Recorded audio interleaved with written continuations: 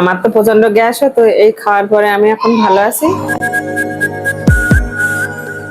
Good Modi care Azadi morning.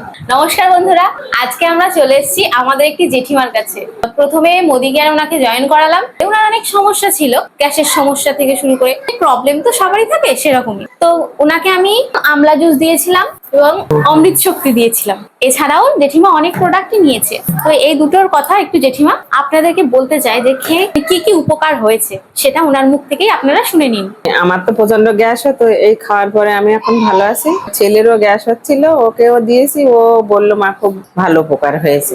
ভাবছি যে ও তো চাকরি করে, ও থাকে এখন বাইরে থাকে, ওকে একটা ওই আমলা জুস আর ডিটক্স ওকে দেবো। আপনারা সবাই ব্যবহার করতে পারেন। তুলসীটা খেয়েও আমরা উপকার পেয়েছি। তুলসীটা আমার ছোটটা তো ওই সকাল হলে ঠাম্মি আমাকে গরম জল দিয়ে একটু দাও, ও 3-4 ফোঁটা করে দিয়ে দেয়।